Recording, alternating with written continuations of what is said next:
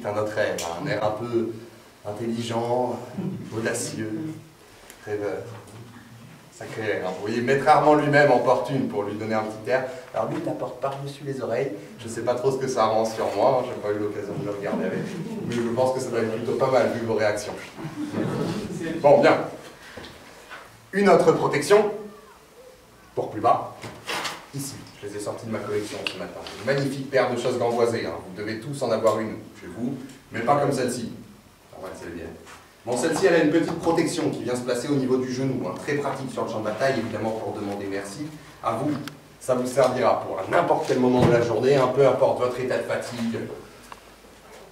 Peu importe où vous êtes, si vous êtes sur un sol comme celui-ci, pas de souci, vous avez envie de faire une petite prière, pas de souci. Tac, c'est fait.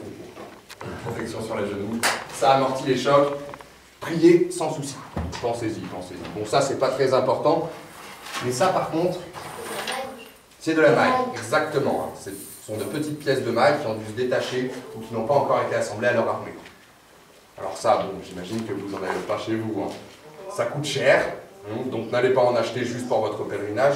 C'est si à la fin d'un champ de bataille auquel vous avez participé, vous avez encore un peu de temps libre, vous glanez. Hein. Vous regardez un peu sur le sol, s'il y a quelque chose qui brille, vous allez voir, ça pourrait être une pièce de maille. Alors vous la gardez bien précieusement, évidemment, et à l'aube de votre pèlerinage, vous la faites coudre. Pas par-dessus, hein, ce serait trop visible, par-dessous les vêtements. On protège quelques endroits sensibles, mais rassurez-vous, j'ai réfléchi pour vous, comme ça vous n'avez pas besoin de le faire. On n'a pas la foi normalement pour se protéger. Vous avez la foi pour vous protéger, mais des fois ça suffit pas. Hein, si on essaye de te trancher en deux, la foi n'arrêtera pas le coup. La maille par contre, si. Donc vous protégez en priorité le cœur, qui n'en a pas en heure, c'est bien connu. Ensuite, les tripes. Les brigands raffolent des tripes qui jaillissent sur les chemins de pèlerinage. Donc on protège si on peut se le permettre. Et enfin le dernier pour messieurs, hein. Un peu plus bas. Toujours pratique. Bref, voilà pour la protection. Passons maintenant au reste de votre équipement. Un bâton de pèlerin, un bourdon. Donc le bourdon, il fait à peu près cette taille-là, il est un peu plus frais en général, hein.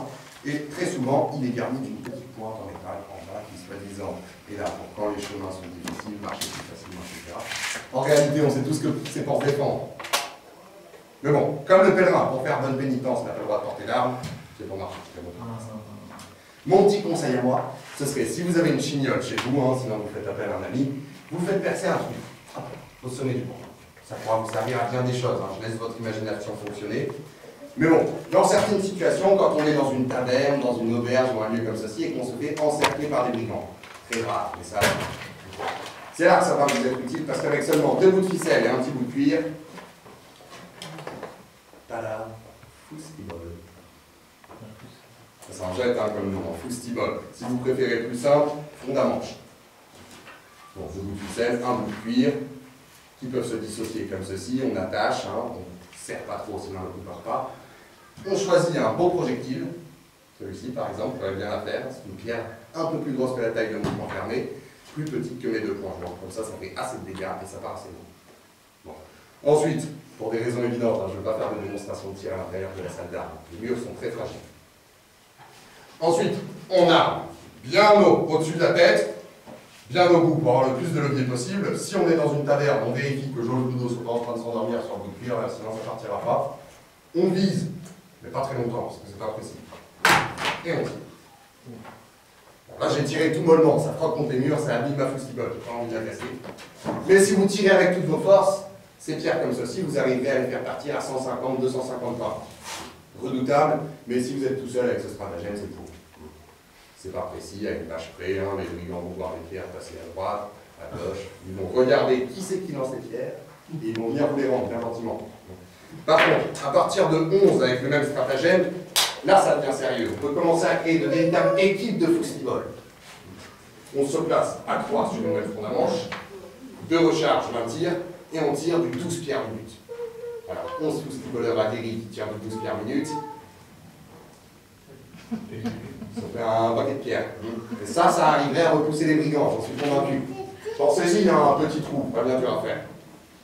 Bon, avant de rentrer dans le vif du sujet, je vais vous donner un petit échauffement à faire à vous. Avant de partir au pèlerinage, évidemment. Si vous avez une gaffe chez vous, hein, un outil comme ceci avec une pointe et un crochet, c'est le crochet qui nous intéresse. Si vous avez un autre outil muni d'un crochet ou un crochet, hein, vous le mettez dans le bois, ça fera l'affaire. Alors ça va nous servir à nous entraîner contre le mouvement le plus réalisé par les brigands sur les chemins de pèlerinage. Ils évitent de vous tuer, donc forcément ils essayent de vous attraper pour vous faire tout par terre avant de vous maîtriser. Ils vous saquent, comme on dit. Donc il faut arriver à voir venir et à l'éviter. Vous vous mettez par groupe de deux, l'un porte la gaffe, l'autre non, et vous vous saquez mutuellement en échange. On fait ça plusieurs jours d'affilée, pendant plusieurs heures. Alors, vous vous entraînez longuement, au bout d'un moment, il adviendra que vous ne pourrez plus vous saquer. Là, messieurs, mesdames, c'est qu'il est grand temps de partir en pèlerinage. L'un reste au foyer pour tenir les affaires, le deuxième s'en va. Voilà. Faites-le, hein. Je compte sur vous. Alors, ici, je n'ai pas le temps de le faire, sinon je vous aurais mis par groupe de deux, on serait allé dehors et on aurait fait ça. Mais bon. Allez, passons à plus sérieux, qu'est-ce qui va vous tomber sur le point de la figure? Ce n'est pas une massue, c'est une massue avec des points, c'est une bourrette. Donc ça, est-ce que ça vous inquiète un peu? Ça vous terrifie? Ça vous fait peur? Pas du tout ici, monsieur est un peu plus hésitant. Alors, je peux comprendre que comme ça passe pas en vie. Hein. Évidemment, c'est fait pour être terrifiant. Mais bon, comme le dit le jeune homme, si vous regardez un peu tout ce qu'il y a derrière moi, vous allez vite comprendre que ça, finalement, ça vous tue très lentement. C'est pas terrible. Ça s'appelle une bourrelette, comme je disais. Dans la famille, on lui a donné un petit surnom. On l'appelle le sicou, parce que vous voyez, je tape une fois, il y a une pointe qui reste bloquée à l'intérieur. Hop, il ne reste plus que ça. Ça nous fait rire, nous aussi. Allez comprendre. Bref, la bourrelette a un défaut majeur, son apparence. Oui, quand vous voyez quelqu'un avec une bourrelette dans la main, vous savez tout de suite qu'il n'est pas là pour travailler ni pour faire des massages. Bon, je vous mets en situation, vous allez très vite comprendre. Vous êtes, j'entendais quand vous descendiez un petit champ de Romieux, donc disons que vous êtes sur la route d'Europe. Vous pèlerinez bien tranquillement, sur votre dextre, une magnifique forêt verdoyante. Vous marchez. Et au bout d'un moment, vous voyez un groupe de brigands, plus nombreux que le vôtre, avec ceci dans la main. Qu'est-ce que vous faites? Oui, vous partez le plus vite possible, retournez à l'étape précédente, cherchez quelqu'un qui pourra vous défendre, et avant de continuer. Bon, mais si dans la même situation, même chemin, même destination, vous voyez cette fois-ci un groupe de personnes à peu près équivalent au vôtre, avec ceci dans la main. Vous partez aussi? Ah non, c'est sûrement des bûcherons hein, qui coupent du bois toute la journée. À côté d'une forêt quand même. Bon, bûcheron, c'est un métier éprouvant. Toute la journée dans la forêt. Un temps comme ça en plus, non mais c'est pas possible. Forcément, de temps en temps, s'il y a un chemin de pèlerinage qui passe pas loin, ils font des pauses. Ils essayent de converser un peu avec les pèlerins, prendre les dernières nouvelles, vous piquez un peu de vin si vous êtes assez généreux. Sachant cela, on s'approche innocemment. Et puis paf! En fait, c'était des brigands, mais pas toujours. Un monsieur, vous n'allez pas faire tenir à chaque fois que vous voyez un outil sur le chemin de pèlerinage. Vous n'êtes pas rendu, hein? Franchement. Non. Parce que sur les chemins de traverse, il y a aussi des travailleurs. Ah non, vraiment, vous n'êtes pas rendu. Il faut arriver à trouver quelques techniques pour pouvoir repousser les travailleurs qui n'en sont pas. Tenez, pour évaluer votre marge de progression, une deuxième petite situation, vous allez voir, j'aime bien ça. Cette fois-ci, vous allez sur la route de Compostelle, vous passez entre les montagnes, une montagne, deux montagnes, trois montagnes, et au bout d'un virage, un groupe de personnes avec ceci dans la main. Des mineurs, très probablement des mineurs, hein, qui ont travaillé toute la journée dans leur mine. Alors la poussière, l'obscurité, c'est pas agréable. Évidemment qu'ils vont se mettre sur les chemins de pèlerinage pour converser, sauf que cette fois-ci, vous êtes au courant. C'est pas forcément des mineurs. D'accord? Donc, la technique. Quand vous voyez ce groupe de personnes, vous agrippez bien fermement votre bourdon. On approche, et une fois qu'on arrive en face du travailleur, hop là! Voilà, on se place en réception. Et attention, ne relâchez pas votre garde. Hein. Vous passez. Et une fois que vous êtes passé, que vous n'êtes plus à portée de pioche, voilà, vous partez en cours. Si c'est un mineur, vous aurez l'air ridicule. Mais de ridicule, contrairement au brigand, ça ne tue pas. Donc, voilà. Si c'est un brigand et qu'il décide de vous porter un coup, pensez bien à faire ceci. Parce que les brigands ne sont pas bêtes, ils ne vont pas viser le bout de bois. Ils vont viser le bois. Donc, on écarte, on redirige le bourdon là où le brigand frappe et on essaye d'accueillir le coup à peu près comme ceci. Une fois qu'on l'a bien, on repousse la pioche et on donne un petit coup au briquant, comme ceci, voilà, et puis on peut continuer à tranquillement courir, évidemment, courir, et sur la bonne direction cette fois-ci. Ça va être beaucoup mieux. C'est clair? C'est clair? Tu vas nous montrer comment faire. Bon, pour voir si vous avez bien suivi, je m'en permets un petit dernier. Cette fois-ci, vous pèlerinez, on s'en fout un peu de la destination, au bord d'un champ, avec un groupe de personnes qui possèdent ceci. C'est la mort, c'est la mort directe. Non, c'est pas la mort, c'est la mort antimmatérielle. Là. Ah, c'est la mort là. Une faux? Ouais, une faux. Ça viendrait de la faux, mais ce n'est pas une faux. Messieurs, mesdames qui avaient dit la faux, je vois bien que vous n'avez jamais travaillé dans des champs. Une faux, c'est comme ceci. Très souvent, on a une barre pour travailler plus efficacement. Si tout ça, ça a été retiré, on a redressé la lame, donc ça ressemble à une faux, mais c'est un fauchard. Fait pour aller sur le champ de bataille. Parce que en fait, c'est pourri comme fauchard, c'est complètement pourri. Hein. Si vous voyez un groupe de brigands avec ça, vous pouvez passer. Un groupe de brigands qui va voir un groupe de pèlerins comme le vôtre, vous êtes nombreux quand même, hein. Il y a des gens qui sont arrivés, vous êtes très nombreux. Qu'est-ce qu'ils vont faire? En premier, ils vont se mettre à stresser. C'est normal, on ne peut pas leur en vouloir, c'est des débutants. Donc ils stressent, vous entendez le bruit, ça veut dire que vous pouvez passer encore plus sereinement. Même s'ils prennent leur courage à deux mains et qu'ils essayent de vous trancher, ben ça va s'arrêter. Ben oui, une lame de faux, c'est pas fait pour trancher un os, c'est fait pour trancher de l'herbe. Donc forcément, on a affiné le métal le plus possible pour que ça tranche de l'herbe et pas autre chose. C'est clair. Donc voilà, ça va rentrer dans la chair, ça va s'arrêter sur l'os, ça va piquer un peu. Vous pouvez continuer. Ça, c'est si vous n'êtes pas réveillé du matin. Hein. Si vous êtes un tout petit peu réveillé, vous prenez votre bourdon, vous parlez coup comme tout à l'heure, on dégage, un coup de bâton, deux coups de bâton, parce qu'il le mérite franchement, et vous continuez. C'est clair? Attention, hein, ne me faites pas dire que tous les fauchards sont pourris, c'est pas ce que j'ai dit. C'est pas ce que j'ai dit. On peut faire beaucoup mieux, et très facilement. Ici, vous voyez, j'ai un fauchard à pointe qui a tout de suite l'air plus redoutable, hein, on est d'accord? Avec une petite douille qui a été coulée pour que ça tienne sur le manche. Cette fois-ci, il n'y aura plus de petites douilles, ça veut dire qu'il ne faut pas passer tranquillement. Ensuite, on a pris plusieurs lames de faux comme celle-ci. On les a chauffées pour les regrouper ensemble dans une seule lame de faux comme celle-ci. Quand c'était chaud, on en a profité pour ajouter deux choses. La petite pointe derrière, qui sert à saquer, comme je vous le disais au début, et le sens du tranchant qui a été inversé par rapport à la faux de base. Vous voyez ici, une faux qui tranche vers l'intérieur, très pratique pour travailler. Ici, un fauchard qui tranche vers l'extérieur, très pratique pour guerroyer. Ici, mettons que la lame soit un peu plus épaisse, si je vous rentre à l'intérieur, ça s'arrête au bout d'un moment, et ensuite il me faut sortir. Si ma courbe est dans ce sens-là, bon, à sortir, c'est soit je tire très fort en arrière avec le pied sur ma victime, soit je lui tourne autour pour sortir. C'est pas pratique.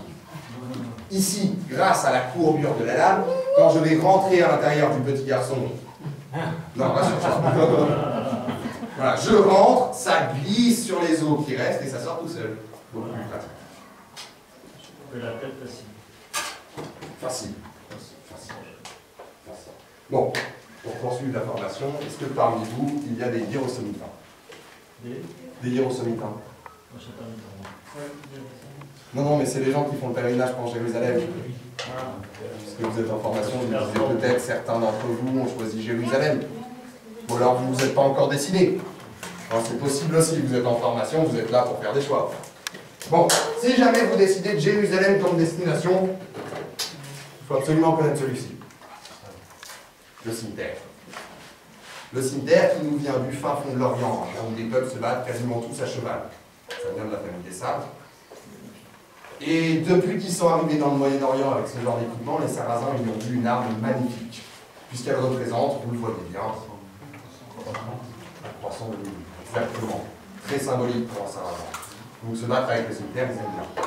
Nous, en opposition, aux chrétiens, on aime bien se battre avec ceci. L'épée, la croix.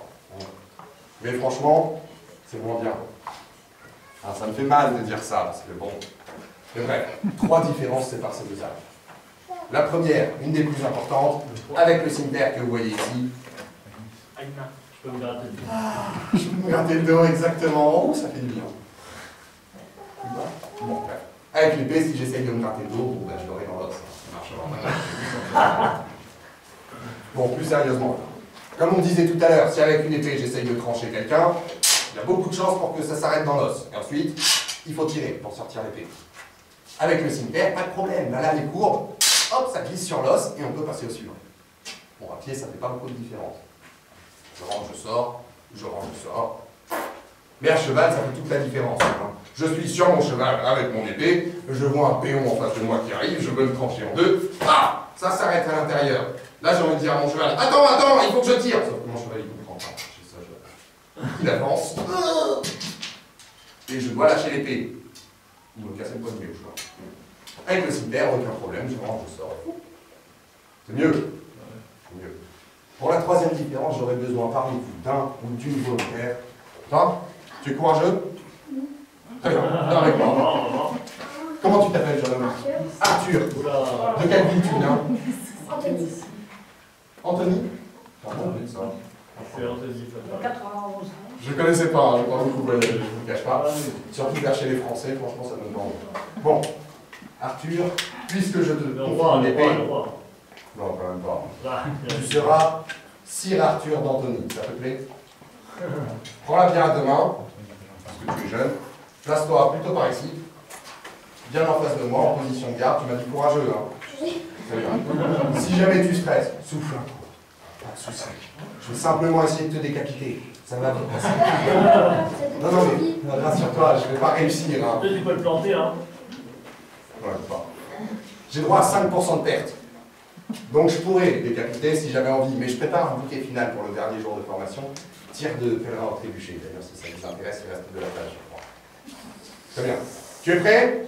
J'y vais lentement pour que tu vois venir. Tu es prêt? Dis oui. Tu es prêt? Bon, ben, je change avec un autre volontaire.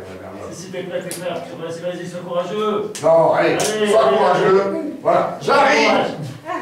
Ouais. Voilà, tu accueilles mon coup et comme ceci, tu es en sécurité. On est d'accord? Tu as l'air.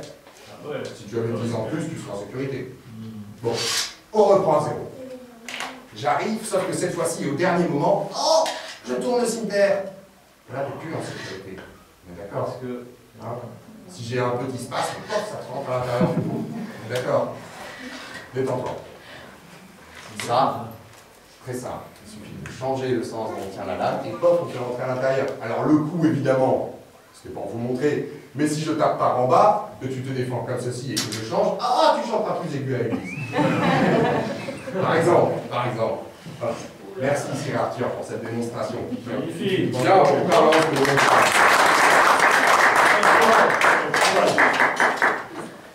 bon, attention. Avec l'épée, du coup, lui, par contre, là. On commence pas avec cette épée-là. Oh ben on peut se battre de bien des façons. Après l'épée, il faut savoir que c'est plutôt une arme défensive qu'offensive. Ah, Je peux vous en parler un peu, mais en pèlerinage ça ne vous sert à rien. De toute façon, vous n'avez pas le droit de porter une épée. On va pas trouver l'épée. Alors une épée, l'avantage, le premier avantage de l'épée, je le fais rapidement en deux phrases, c'est qu'elle est entièrement en métal. Donc elle ne va pas se casser. Contrairement à la hache qui a un manche en bois. Si le coup arrive sur le manche en bois, on n'a plus de hache, on a un bout de bois pour se battre, c'est pas terrible. La deuxième des différences, c'est que le point d'équilibre de mon épée, la partie la plus lourde est ici. Ce qui fait que mon point d'équilibre est à peu près par là. Donc ce mouvement-là et ce mouvement-là sont aussi faciles à faire l'un que l'autre. Ça fait une arme très rapide, très maniable. Hein, je frappe, je reviens en position défensive. Avec la hache, je frappe et je ne reviens pas. Hein, si je veux revenir pour porter un deuxième coup, ce sera comme ceci. Je frappe, je continue dans le sens de ma frappe, puisque le sens est équilibré ici. Voilà. Voilà. On a toujours l'épée à sa taille quand on est chevalier pour se défendre en dernier recours, mais très souvent on se bat avec autre chose pour massacrer. Bref. Bon, pour revenir un peu dans le sujet du pèlerinage, j'aurais bien aimé vous poser une question. Je parle d'une déduction. Les gens font du tout. D'accord. On a tous une vessie qui accueille du liquide, et au bout d'un moment, il faut la vider. Sur le chemin de pèlerinage, ça arrive aussi. On est d'accord? Bon, je sais pas vous, mais moi je pisse à la main. Vous aussi? C'était ça la question. Oui, oui. Voilà. Bon, sur les chemins de pèlerinage, quand on est avec un beau groupe comme le vôtre, on a tendance à vouloir se mettre un peu à l'écart. Donc on cherche un arbre distrait. Vous me suivez? On s'écarte un peu du groupe, et là il faudra faire très attention. Car dans certains arbres, se cache ceci, avec une personne debout. Ça vient de la serpe, évidemment, vous voyez la serpe ici quand je fais ça. Et les gens qui travaillaient avec une serpe, quand ils décident de documenter, bah, ils utilisent toujours une serpe, ils la font modifier un peu, mais bon. Et ils se plantent très souvent au sommet des arbres, ils attendent, ils guettent le pèlerin qui viendrait griner sur leur arbre, quand ça arrive, on descend, on tourne. Si ça ne loupe pas à l'aller, pas de souci, il y a une pointe derrière, c'est plus pour le retour. Et ça, c'est le minimum. S'ils sont un peu mieux équipés, qu'ils ont déjà fait un champ de bataille ou deux, il y a beaucoup de chances pour qu'ils aient plutôt ceci. Et pas un poisson de guerre à une serpe de guerre. Ça offre beaucoup plus de marge de manœuvre au brigand, il peut louper à l'aller, louper au retour. C'est vraiment pas mon jour. Voilà. Ça fonctionne. Donc faites bien attention, hein, quand vous avez besoin de faire vos besoins, vous surveillez. Et puis assis. Assis, pourquoi pas, vous serez plus bas, mais s'il a ça, Ouais, je ne vois pas l'objet de notre travail. la lâche. La lâche. Pour les femmes, par exemple. Non, non, il y a plus simple. On regarde au sommet des arbres, si ça brille, on change d'arbre. On change d'arbre. C'est évident. Ou Donc, on peut glisser à côté d'un arbre. oui, aussi, ça peut. Mais attention, pas non plus aux côtés des rivières. Ah bon? Oui, parce que dans les rivières se cachent des gens avec la gaffe. Des pêcheurs très patients, ils passent la journée à l'intérieur des rivières, comme ceci, là, bien proche. Si c'est sur un chemin de pèlerinage, c'est encore mieux. Quand le pèlerin passe, hop là, on tire, on pousse, on fait tirer, on rentre. C'est clair? Ouais, sympa, sympa. Vous prenez garde. Vachement régalé. Voilà, faites contre un arbre, vous surveillez en l'air, vous surveillez un peu vos pieds également, parce que de temps en temps, il y a des racines qui sortent du sol. Je ne voudrais pas que vous tombiez à cause de mes conseils à la fois. Donc à faire, regardez aussi devant vous. Ouais. Tiens, je vous parlais de serre. Pourquoi pas vous parler de celle-ci? Ici, vous avez la serpe plus, hein, la dernière trouvaille des mercenaires, que vous pouvez appeler la guisarde, si vous avez l'idée à retenir. Mais en serpe plus, ça marche. Bon, comment ça s'utilise? Je vous le fais en bref, hein, comme ça. Vous êtes concentrés? Ouais. Ça va aller vite. Ça coupe, ça pique, ça coupe, ça coupe, ça crochette, ça coupe, ça pique, ça coupe, ça coupe, ça pique, ça coupe, ça coupe pas, ça coupe, ça pique, ça coupe, c'est clair? Non, si c'est pas clair, retenez plutôt.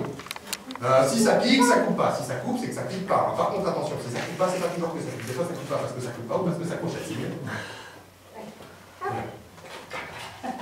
La guisarde a été conçue pour faire face à un chevalier sur un champ de bataille. Quand on est mercenaire et qu'on fait face à un chevalier, on n'a qu'une seule idée en tête. Non, surtout pas. Je voulais justement voir si quelqu'un proposait ça. Non, justement, tu combats le mercenaire et tu es convaincu que tu peux gagner. Capturer pour avoir des rançons. Exactement. Voilà. On ne tue pas le chevalier. Hein. Si tu rançonnes un chevalier mort, ça ne vaut pas grand-chose. Un chevalier vivant, par contre, là, il y a de quoi faire. Donc, cette arme est faite pour. Hein. On attrape et on garde vivant. On va chercher à venir rentrer le crochet de la serpe à l'intérieur de l'armure du chevalier. Comme ceci. Le maillon est... La serpe est très fine, ça rentre entre deux maillons. Une fois qu'on est bien passé à l'intérieur, hop là, on tient un coup sec qui tombe par terre de son propre poids, et on vient caler sa tête entre deux parties qui coupent et une qui coupe pas, comme ceci.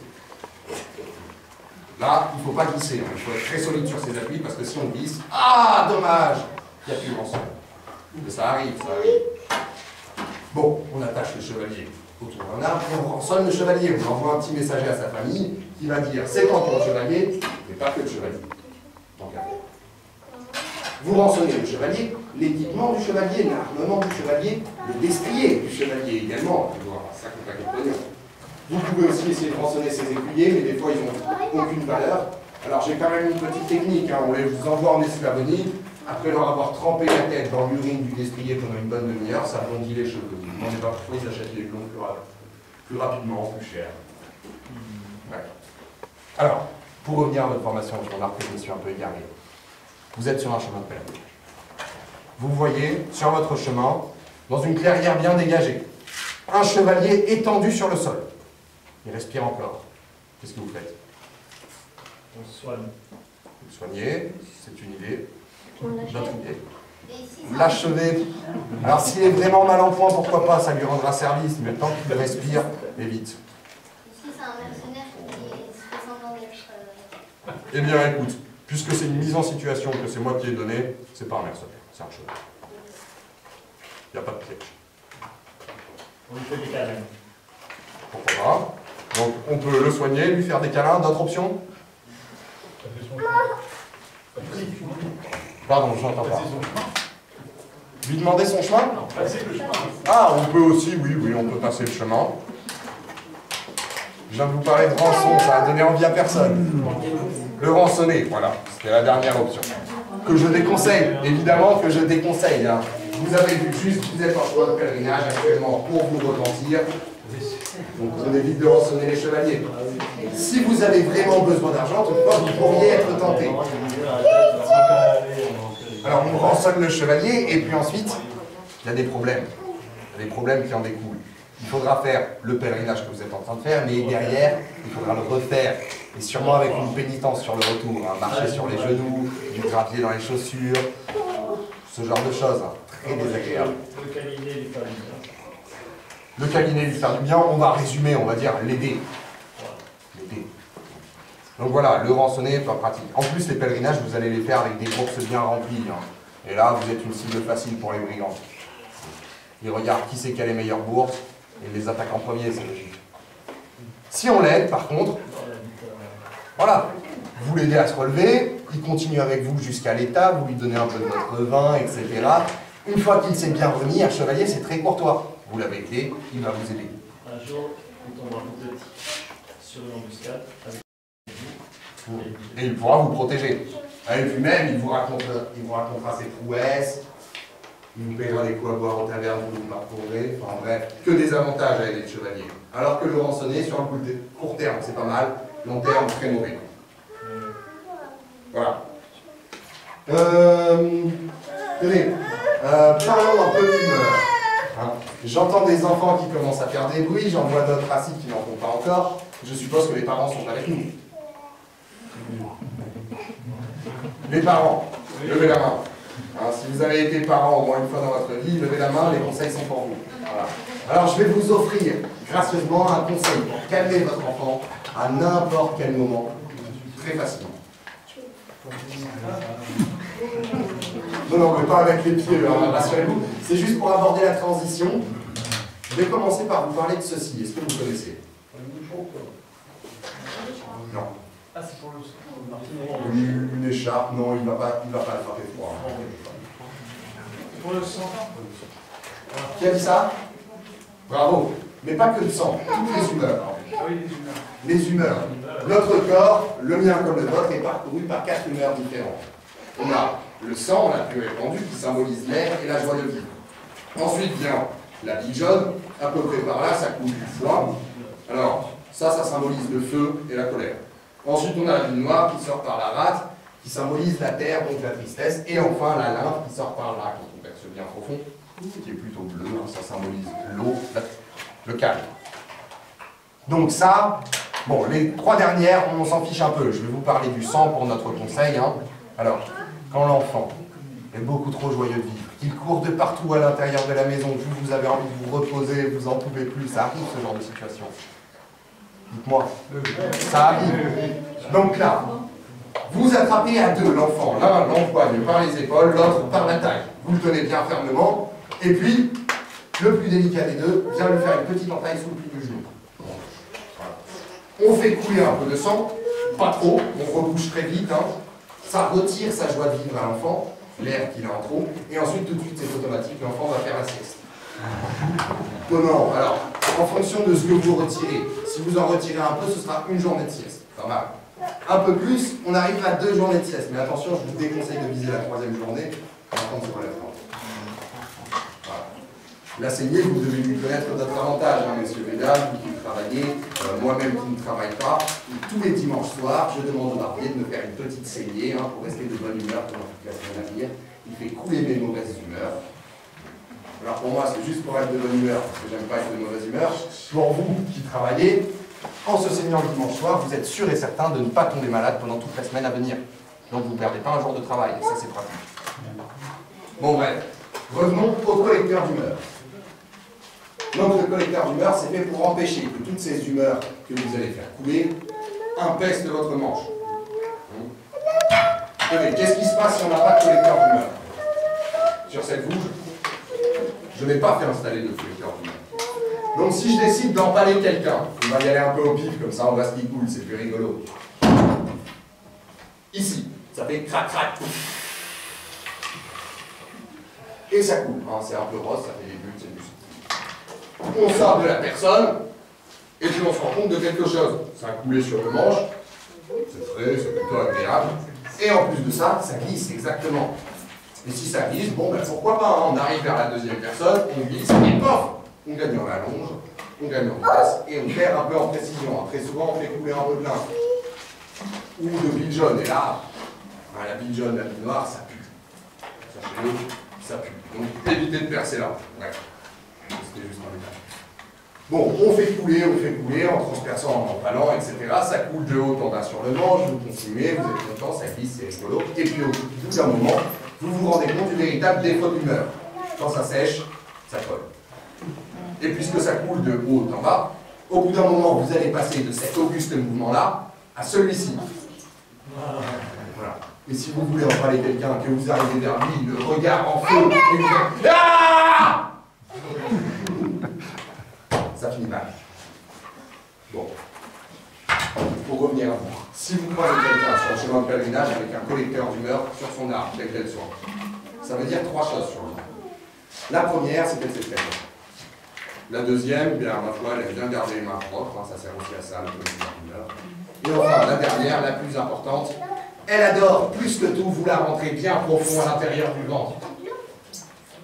Si vous voyez un collecteur d'humeur, prenez la fuite. Hein. Si c'est du bluff, tant pis. Vous perdez quoi? Une journée de marche.